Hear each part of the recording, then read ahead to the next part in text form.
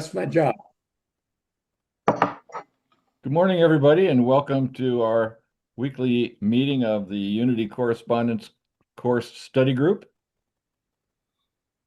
And as always, let's just take a moment to settle in, to prepare, settle into the truth. And how do we do that? We just be present with whatever is arising in our consciousness, in our awareness.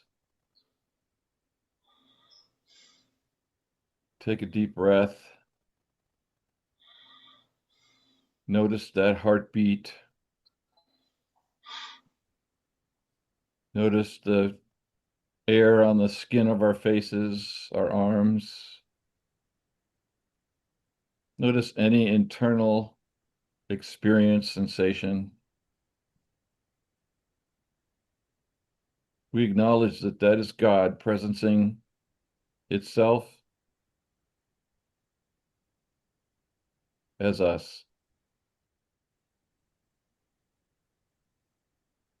There's only one presence, one power, one love active in our lives, this moment and every moment, God the good, omnipotent.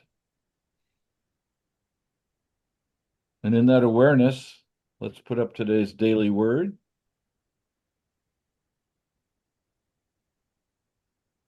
And invite anybody who's feels moved to read that for us. I would love to. Okay, thank you. Prosperity. I am prosperous in all ways. Here we are on Sunday, August 16th, 2026. To be prosperous may include financial wealth and possessions, but it is so much more. It includes spiritual wealth and health, as well as joy and satisfaction. Today, I focus on the ways in which I am prosperous, and I realize the many ways I am blessed. I experience prosperity through my material comforts, but I also feel prosperous through the amazing functioning of my physical body and my active mind. I am prosperous through the spiritual bond I have with God and the deep peace it gives me. I am grateful for my prosperity in its many manifestations. I give thanks. I am thoroughly blessed and prosperous in mind, body, and soul. Then you shall see and be radiant. Your heart shall thrill and rejoice. Because of the abundance, the sea shall be brought to you. The wealth of the nations shall come to you. From Isaiah 60, number 5. Thanks, Gretchen. I am prosperous in all ways. Let's affirm that together. I am I am prosperous prosperous in all in ways. all ways. I like that word all because no matter what you list, there's still more. Since all is everything, every way. So I feel prosperous to be here with each of you. And moving back to our text we have been reading in this lesson, which is man or human being, the image and likeness of God. And this is quite a lengthy one. We've read through a lot, and we are still reading through it. And we just completed yesterday, or less yesterday, last week, um, up through 47. And we ended last week with these quotations from the Bible about the gift of eternal life, and we had a conversation about what that might mean. And so before we move on to 48 and complete this section, are there any comments or questions from last week's work?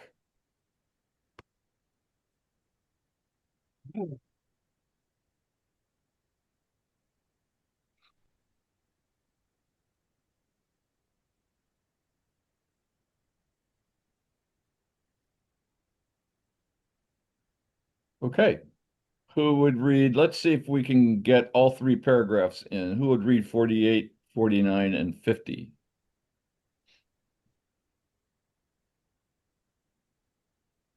I can start us off. All Oh, right. Thank you. there's two of us. Who wants to go? Christine is going to do it, okay? Okay. All right. Thank you. Man must consciously abide in the knowledge that he is a spiritual being, that there is but one life, and that through his Christ self, he is that eternal life. This consciousness can only be attained by the practice of withdrawing oneself from externalities and by frequent periods of meditation and prayer in which one fixes one's attention on this divine indweller until the Christ becomes an actuality as well as an ideal. Ability to discern the Son, the indwelling Christ, comes from God, Spirit.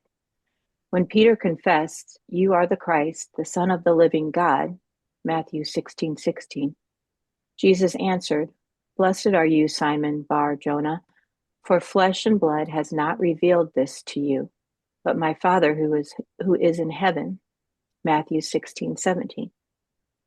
In seeking to bring forth the perfect man, the Christ of God, Luke 9:20, we must keep before us the true standard, the one ideal man, the image of God, the divine indweller that was created in the beginning, Genesis 1:1. We are not to look to anything outside of ourselves as our guide, but to take the same image that Jesus took. By constantly beholding this indwelling pattern, God's idea of himself, we identify ourselves with it until we become, in manifestation, that which God is. We will grow in consciousness until, like Jesus, we can say, "He who has seen me has seen the Father," John 14:9, and I and the Father are one, John 10:30. It is this Christ within us that is to be brought forth into the flesh, and nothing outside our own consciousness can do this. Wow. Thanks, Christine. Mm-hmm.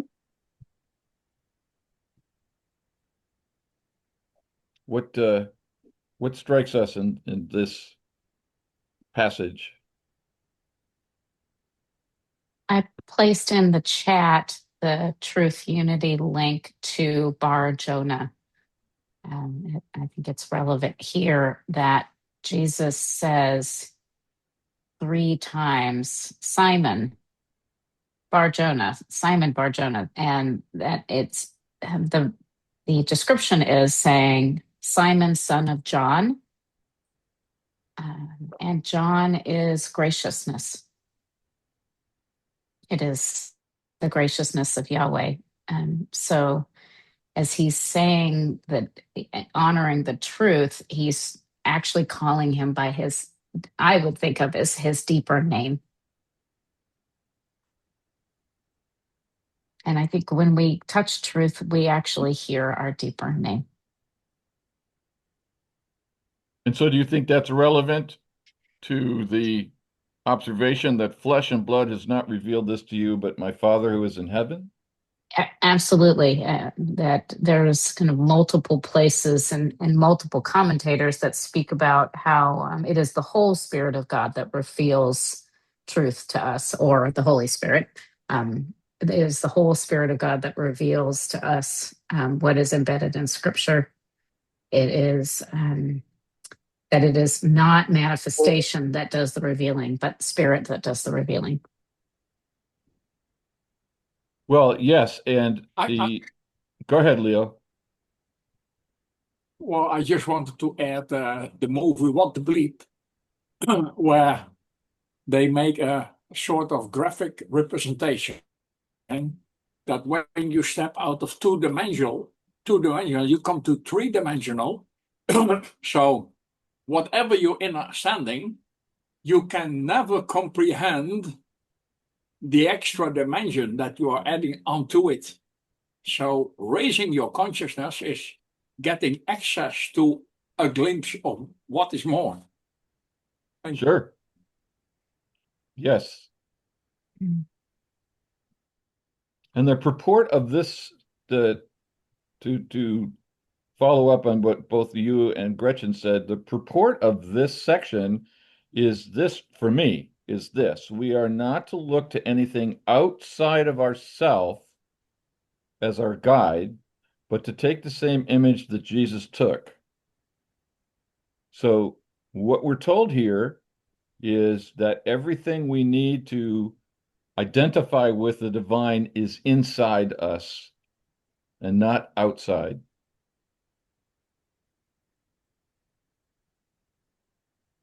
And then we come to a really surprising revelation. Yes. Well,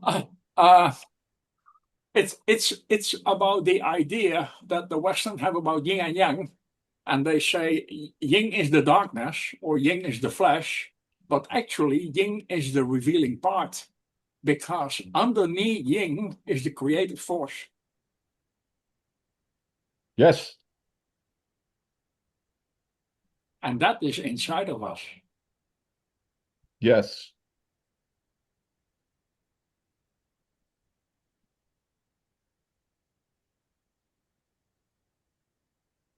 And it says here in 49, the ability to discern this comes from God and spirit. This is what I think Gretchen was referring to.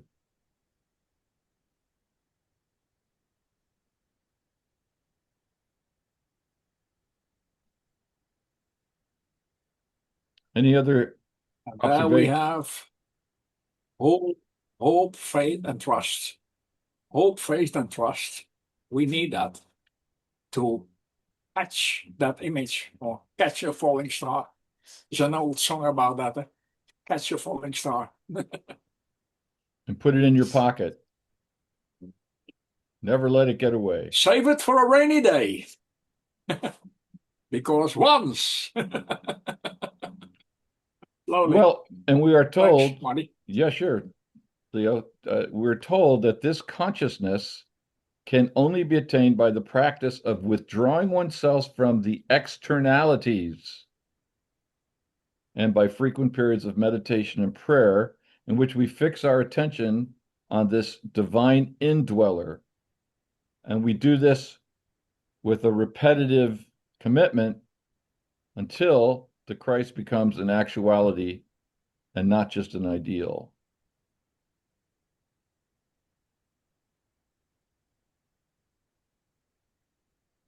I note that this is, I think, the place where a lot of us can get frustrated. Oh, I was about to chime in with that part. Okay, go for it.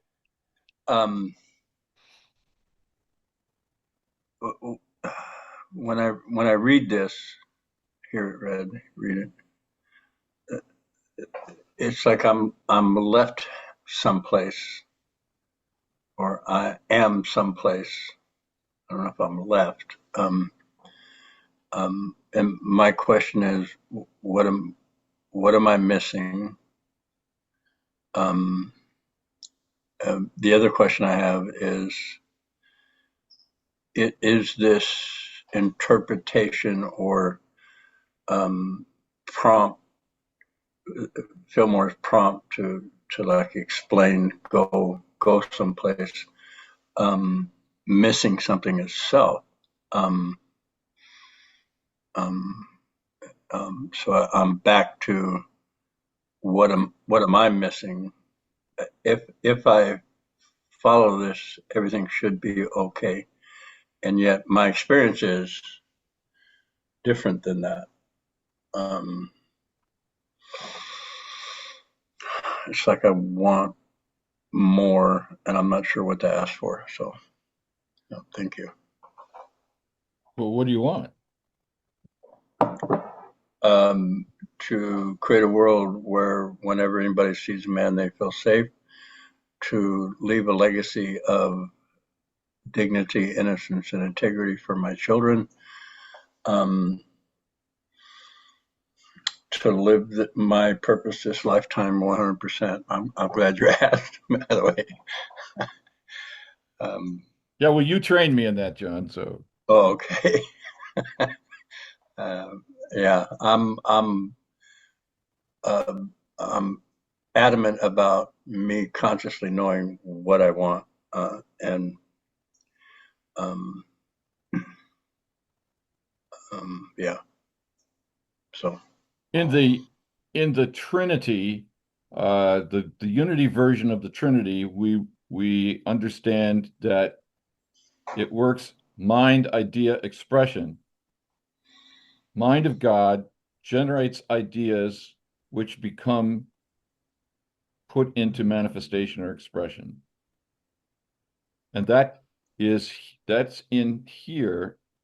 The consciousness can only be attained by the practice of withdrawing oneself from externalities and by frequent periods of meditation and prayer in which we fix our attention to this divine indweller until the Christ becomes an actuality as well as an ideal.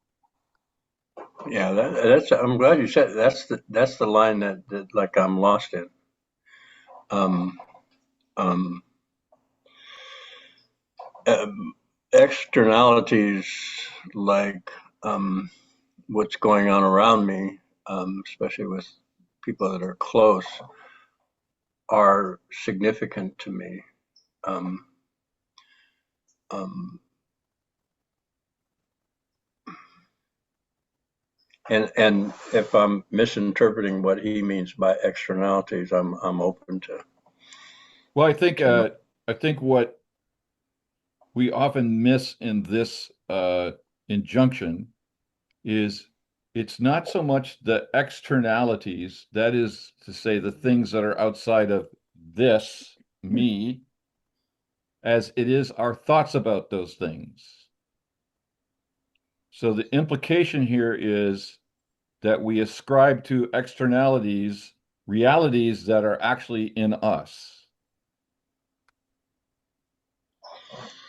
And so that's why we're invited to withdraw our attention on these externalities and bring them inside. Would it be okay to say to identify with? I think that's more powerful. Identify with what? External things. Are you flesh and Yeah. are you flesh and blood, or are you the spirit experiencing this life? So John, one of the things that we know is that we are always projecting, and that's what we're being invited here to do, is withdraw that projection. So it says withdraw oneself from externalities and fix that focus or attention inside where we can experience the Christ. Having experienced the Christ, we then can create our relationship with those externalities differently. And that from me comes from the question, well, what do you want?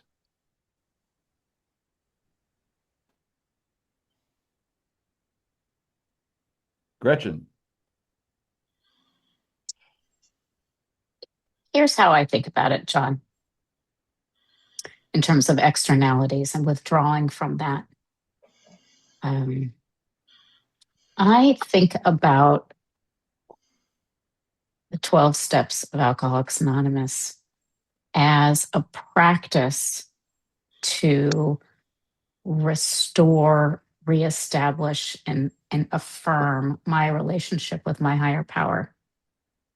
Many people think about the steps as a practice for healing the relationships in their lives. I think that's a byproduct of the steps.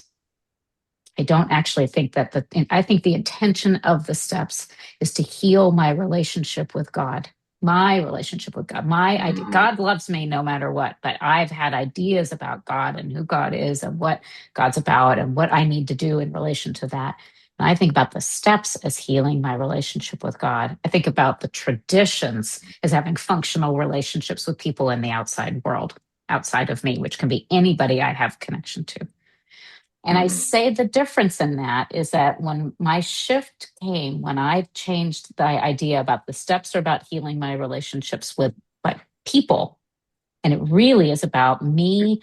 I've been fighting in a sandbox with another kid out on the playground who's just as much of a 2-year-old knucklehead as I am. I'm not going to fix it with that kid. I'm going to turn to my parent and say, I'm sorry I threw sand in that kid's face. And I'm going to deal with the person who I actually care who is looking at my behavior with me. And then that parent's going to go, why don't you go over and say you're sorry to Johnny over here? And I'd say sorry to Johnny, but I don't really care about Johnny. I care about what my parent thinks about me. And so for me, I care about what God thinks about me ultimately, because people come, people go. And so for me, the practice of withdrawing oneself from the externalities is to think about that what I'm healing through all of this and all of this Fillmorian work is for me is about reintegration and healing my fundamental relationship with God as I understand God, and putting those pieces together so I can live in this world. That's the change of that for me. And for those of you who are not in the 12-step universe, one of the ways that I actually do that is think about a love song that I really like and think about, what if God was singing that to me? What if I thought about the beloved is singing that love song to me? How do I respond? And I respond with a whole other way of thinking about that. And that removes me from all this and puts me right back here. Mm-hmm. Okay. Thank you. Thanks, Gretchen. Other thoughts? I'm focused on the very first sentence of the paragraph 48, where it says, man must consciously abide in the knowledge that he is a spiritual being. And if you just stop there, and that to me means that once we can get into that, and it also suggests ridding yourself of all the external things. And this almost seems to me that this first paragraph is what when we say turn to that for prayer and so forth, turn within, and when you do accomplish turning totally within and getting rid of everything else, when you're trying to get into prayer, it seems to me that that's all of these things are talking about the means of getting within that consciousness of prayer. And when we talk about man being a spiritual being, this comes back, I think, to what I've mentioned before about the energy that as a spiritual being, we're part of the energy, and that energy is always there, and that accounts for all the things. For instance, Gretchen is talking about with various people you come in contact with, but this also seems to me, as you look at all this, it sounds like, well, if I do all of this, I'll be just like the monks that don't do anything else but become. That's all they do is become totally involved with this spiritual sense that they apparently shirk everything else but just being a spiritual being. And I don't know if I've confused myself or you with what I've said. That's often been a thought of mine. Yeah, to remove myself from cloistered, like, yeah. Thank you. Well, I just think that not often do we get a direct guide of what we're supposed to do. I would love to have it written out in a book of how to run life so that it's all done as it should be. But this is actually doing that for us. It says that we do it by frequent periods of meditation and prayer, in which one fixes one's attention on this divine indweller until the Christ becomes an actuality as well as an ideal. And I have been doing meditation for several years now, and I've done it long enough to the point where when I don't do it, I feel different and I don't like how I feel. I feel disconnected from spirit. And so I think that my goal is to be in that state so much that I am in that state and not worried about the external things as much. Instead of the state that my ego wants me to be in is to live in the externals and then bring God into there once in a while. And through meditation, I find that that's my way of trying to get God into being the primary state of my existence. And then the externals just being the things on the side that I bring in once in a while. So I'm trying to flip that around. And um, the only way I've been able to do that is meditation. And I do fight meditation. I don't like to sit still. I like to go, go, go and check things off my list. So it's difficult for me to do that. But when I do it, that's when I find the peace of God. So thank you. Christine, thank you. Do you find over the course of the several years that you have committed yourself to this practice that the quality of the resistance has changed at all? The quality of the resistance. What can you explain what that is a Well, the little bit part of more? you that doesn't want to do it. Yeah. I'm just more aware of what that means. Okay. Before I would get upset maybe and want to say, oh, forget this. It's not working for me. Right. And now I have an awareness, a much bigger awareness of what that fighting is. And it's Okay.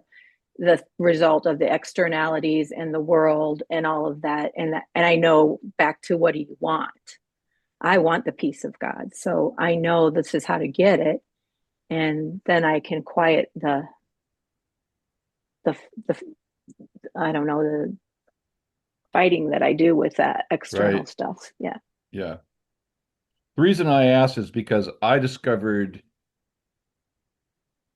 after a certain duration of meditating that the resistance disappeared and the resistance shifted to welcoming. Yeah. And That's kind of like going to the gym when you want to work out. And at first it's a struggle and then you do it long enough and you miss and you want to go to the gym because you know it's good for you and it makes you feel better. right. So yeah, I totally agree. But I also know that when I get busy, the busyness, and I start in being in the world a little more than I want to be, then the resistance comes back. Sure. But now we can choose to befriend the resistance rather than resist the resistance. Yeah. And then it doesn't persist, right? Right. Well, it changes it changes the quality for me. So the inner experience of it is different. That's why I asked the question that way. It it may never go away. I mean, we're human beings, and so there's always a part of us that may resist. But when I learn to accept that that's part of the way God designed all of it, then it's like, oh, okay, here's my resistance showing up. Hey, welcome in, buddy. Yeah. So peace comes when I accept everything just as it is, including my own resistance to peace. Exactly. When you talk about meditation, Marty, I think about uh, we're busy going about our daily lives with all of the things that are taking place. And of course, this says, well, we should just put that aside. But we're busy with the living life with all the things that are necessary in our life, and it almost seems like this is one thing we must do periodically, but that it's on a list of a whole bunch of things. And when we decide to do this, then that's the moment when we're supposed to put all these other things aside. But it we don't spend all day long doing this and nothing else. So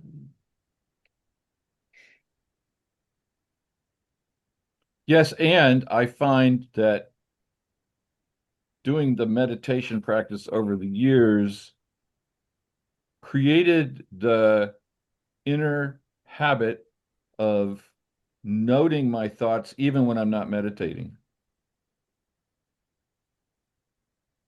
exactly. So I no longer need to sit in quiet on a pillow with my hands in the lotus position in order to notice my thoughts. I notice my thoughts almost automatically now.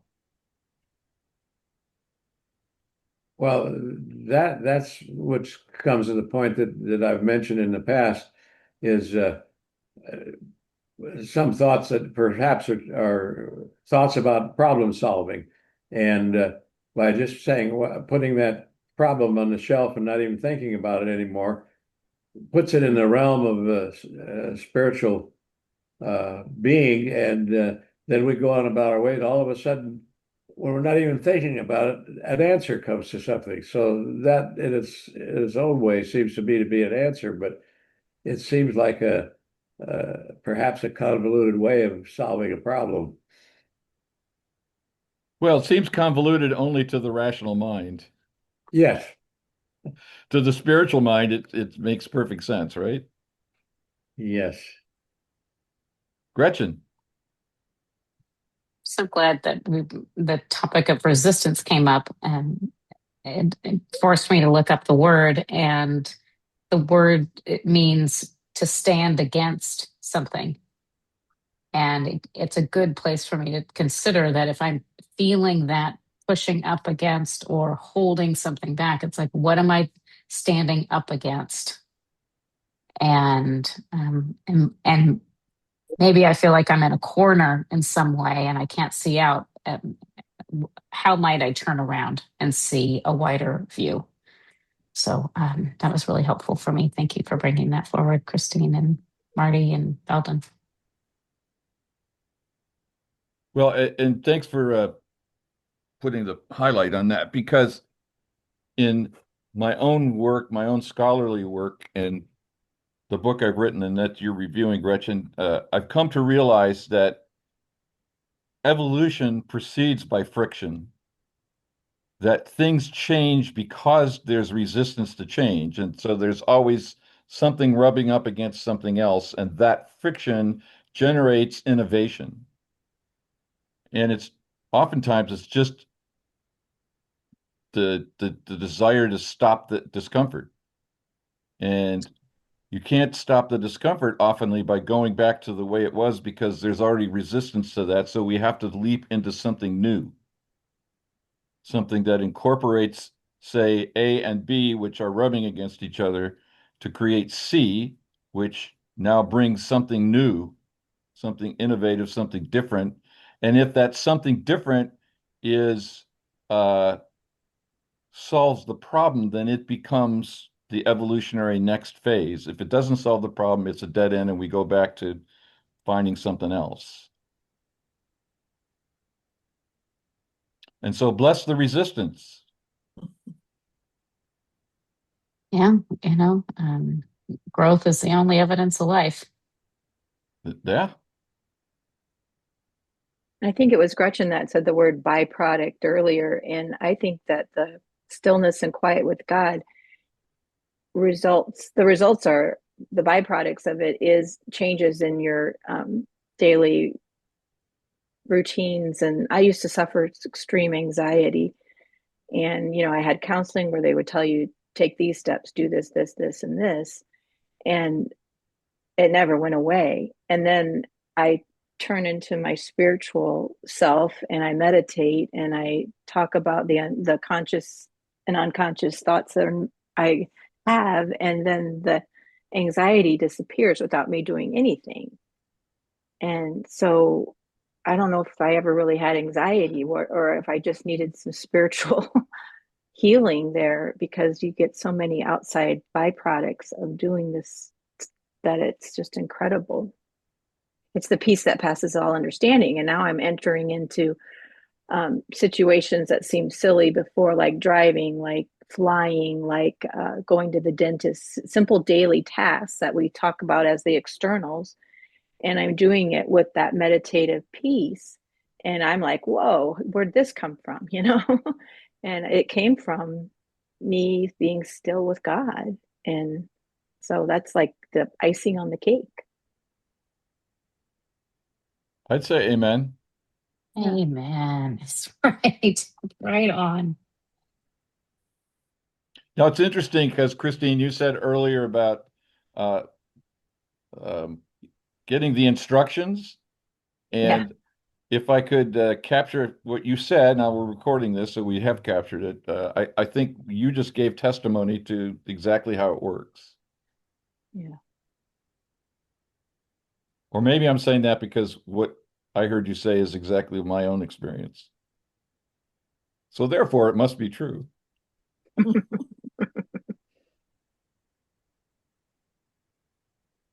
Well, I think the proof is in how do you experience it, Christine? And I'm hearing a whole other levels of degrees of freedom, and that's my experience as well. Yeah. And sometimes you overlook that it's happening. Like I'm always saying, well, how do I bring this peace from my meditation into my life? How do I do that? And I'm always wanting to get in there and figure it out. And if I step back and look at what's going on in my life, like those things I'm able to do now with ease and peace, it's already happening. I just have to notice it and stop trying to figure it out. Yeah. So Well, yes, and we can use the intentional living practice and set an intention for that to occur. Um, so I intend to be at peace 24/7, for example, and not have to yes, figure it out. If I knew how to do that, I'd be there.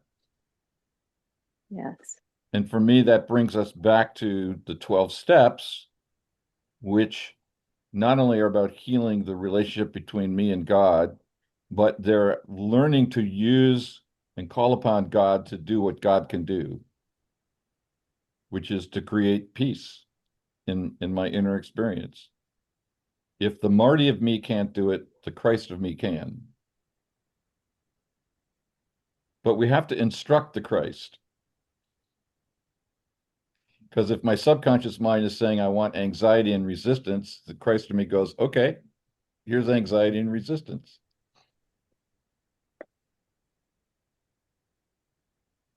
that goes back to we're always getting what we want, right? Yep. Because God always says yes.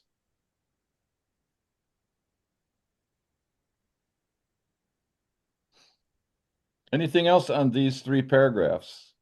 It's amazing what we can wring out of it, just a short amount of text.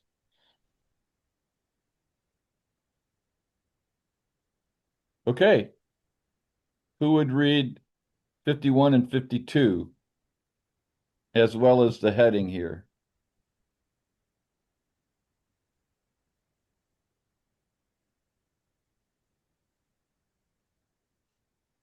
I will. All right, thanks, Leo. To whom do we refer when we say Son of God, Son of Man, Son of Man? In reading the scriptures, we find the expression Son of Man. In the Old Testament, it occurs in the prophecies of Ezekiel some 89 times. It also appears in the book of Daniel. In the New Testament, we find the same expression used in connection with Jesus some 80 times. In some instances, the Old Testament, in writing the phrase Son of Man, using small s's, in the New Testament, we find it written Son of Man with a capital letter, being used invariably in the word Son. The Son of Man indicates that which is essentially human in man's character or consciousness. The Son of God is spiritual man, the Spirit, I am, Christ, the image of God, God eminent. Thanks, Leo. Subnote 1. Scroll, Marty.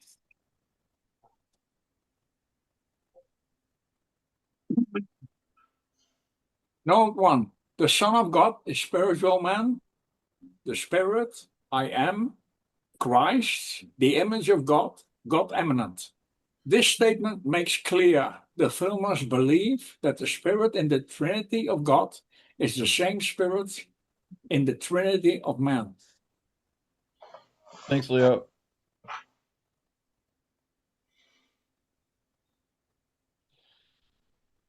Okay, let's who will read 53?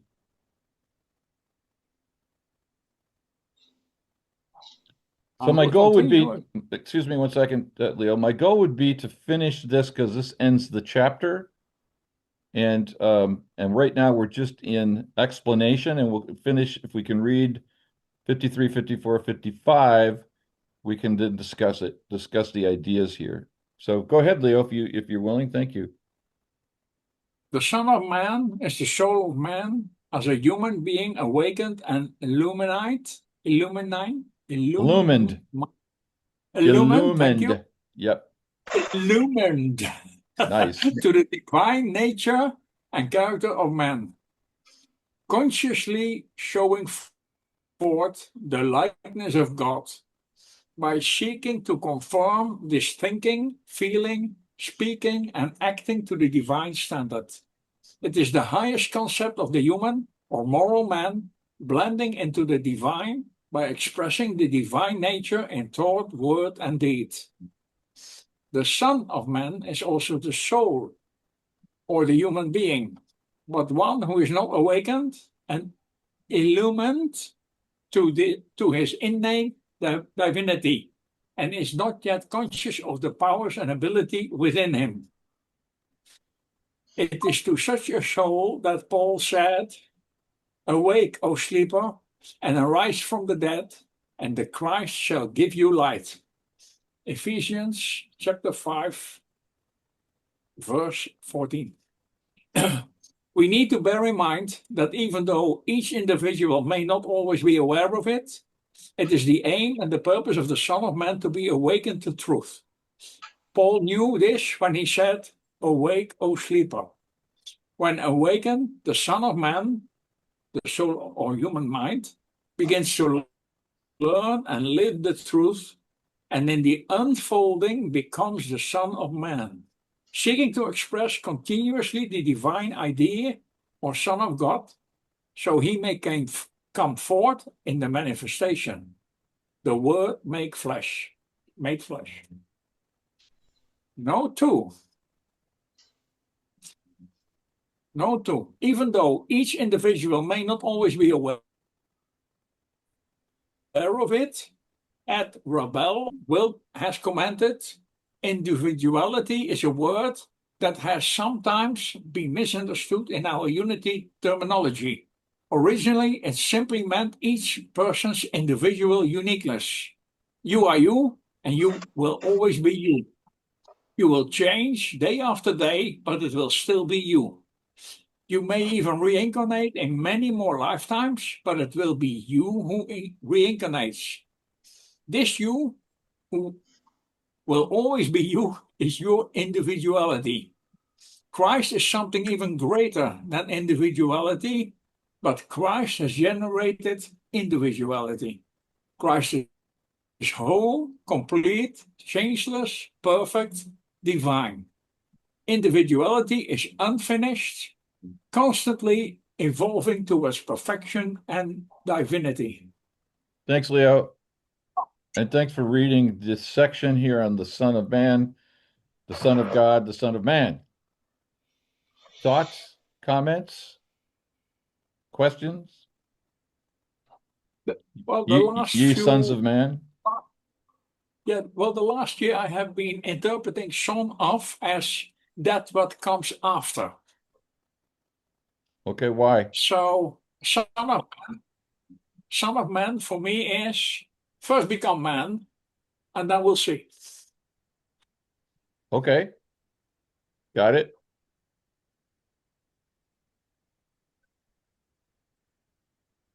I think of Gretchen's comment earlier about Bar Jonah. So there's a bar here, son of,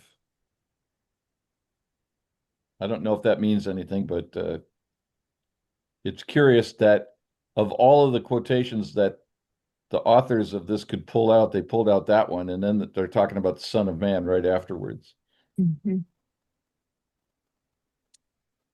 Yeah, and I feel like what Jesus is saying to Peter at that moment is, I think he's saying capital Son of Man to Peter, like that he's crossed over from lowercase son to capital Son. I think, yeah, blessed are you, Simon Barjona. That he's marking, or as Christine used the word, noticing. So, and mirroring back to Peter. You have experienced this because the Son of God in you has shown this to you. And the Son who is one with the Father. Yes, that the Son who is one with the Father in the perfect dimension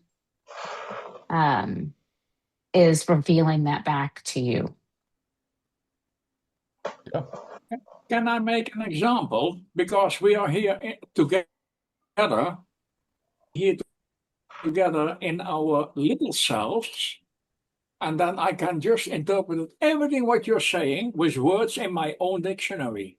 Or I can, like we did when we come into silence, I go to my higher self and open up for extended meaning. Well, and because where two or more are gathered in my name, I am, that is not merely an individual activity, even though it is an individual activity, because there's a collective awareness going on among the seven of us at the same time. A little bit more difficult for the individual to extract that accurately probably because we haven't evolved far enough to do that. But during the week, we will experience that, because that is what is happening to me every week. Every week, I feel refreshed. Every week, I get things added onto me. So it's working. And I would be willing to extend that, Leo, and say every week we have something added to us, both as individuals, but also as a group. I just point out that's a little bit more difficult for the empirical mind to verify, because we just haven't evolved to the point where the relationship of our individual nervous systems and the ability to connect emotionally has not yet evolved. We started by developing language as a way to communicate inner awareness to one another, and there's more than just thought. There's also feeling. And while there is research that goes on, like through the what's the fellow's name, John, that's done the vagal theory research? Yeah, I can't think of his name right now. Polyvagal theory. So there's research going on about how human beings connect to each other at the level of emotion. That's very, very new. Even though married people have had this experience for millennia, or parents and children, of being able to connect with each other at a level of emotional truth or reality. But those things tend to happen in the moment and disappear. But for me, resonance, yes. But for me, that implies we could be evolving toward a much more explicit state of resonance with one another. For what that's worth.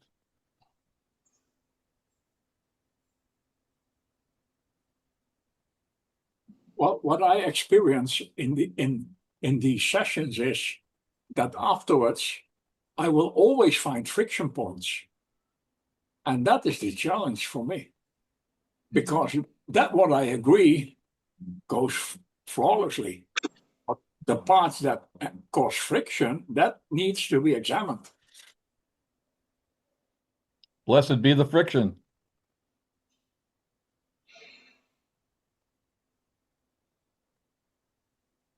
Anything else? Any other thoughts or comments? The several times they refer to Son of Man, capital is the human soul, and then Son of Man,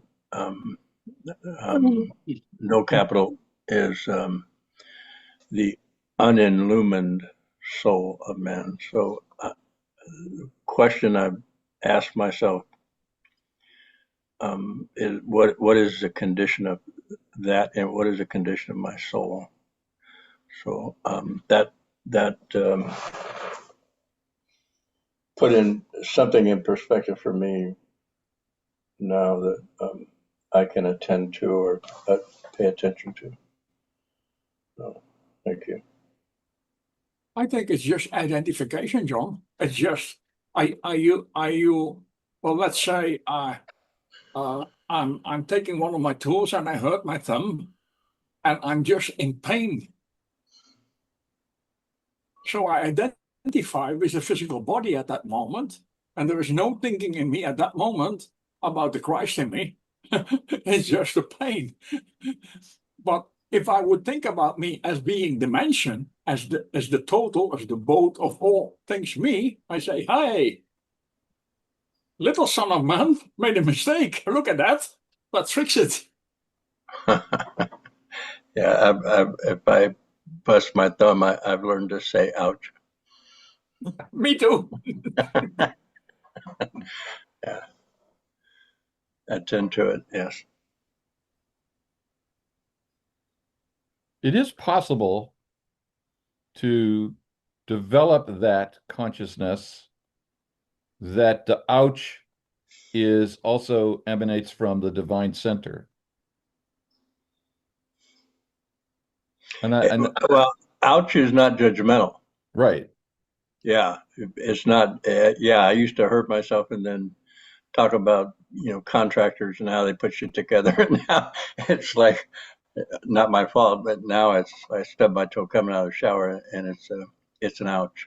Yeah. Instead of rearranging the whole architecture structure. What about the moment that an insect comes to you and you have a full body reaction? Yeah, something happened with your body, total. Mm-hmm. That's not my little me that is doing that. That's something else.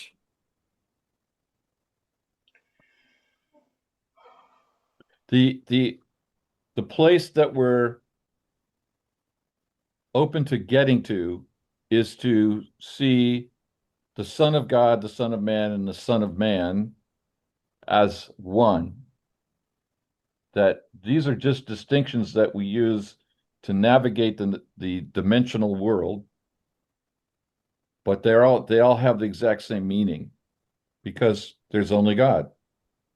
So even in paragraph 54, as John was just referring to, the small s Son of Man, which is also the soul or human being, is one who is not awakened or illumined to his innate divinity, but he has innate divinity. It's there.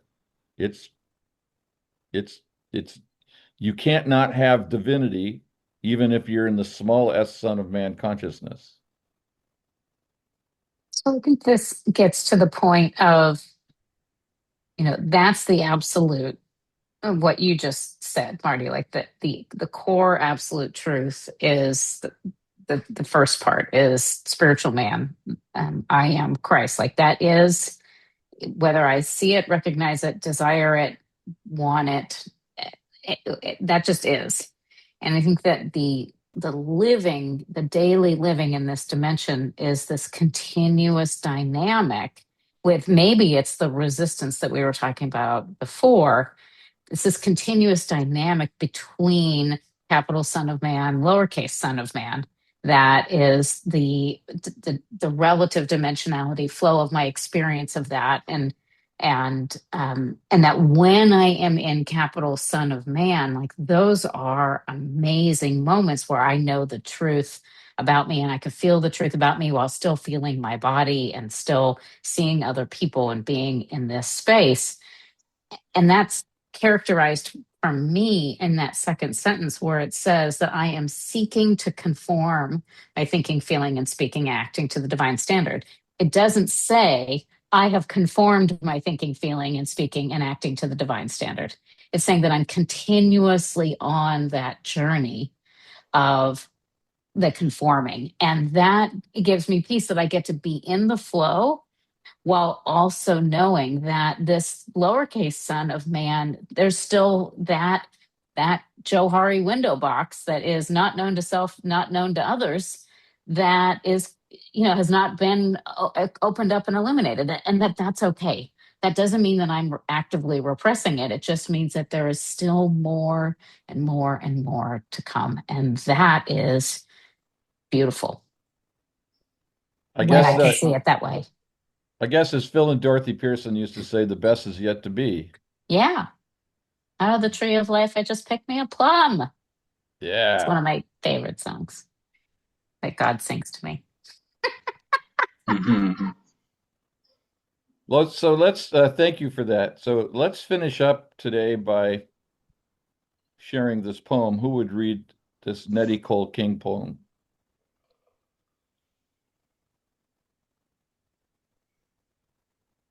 Okay, I will. His likeness.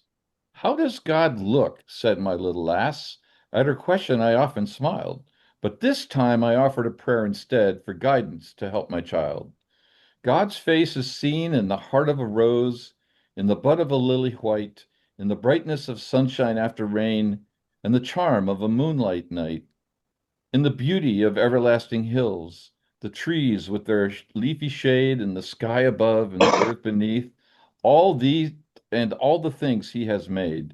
But the dearest picture I ever saw, the clearest and finest too, is his likeness in hearts that hallow his name and seek his works to do.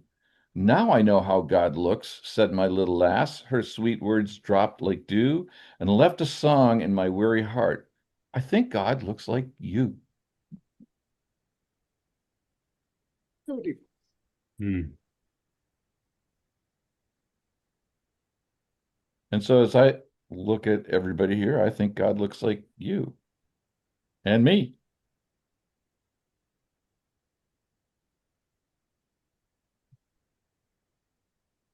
Any last minute thoughts before we wrap up for today? It seems to me, from all that we've been studying here, that if Jesus was trying to teach us something to deal with things, and I think that if we all adopt what the consciousness was expressed here, then once we get so totally in that with our belief, that as we go about all our daily activities with the ups and downs of it, we have a whole different perspective of it, and much less alarmed by anything that doesn't seem to be like it should be. So we're essentially developing an ability to deal with life as it comes at us, and knowing that we are spiritual beings and therefore we can deal with all of this. Thanks, Feldon, and to deal with it with peace and equanimity. Okay, thanks everybody. I'm going to be visiting family next week in Michigan, so Gretchen has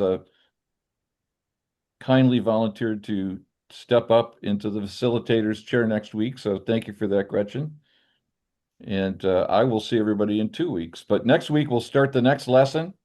And how exciting is that? A new lesson.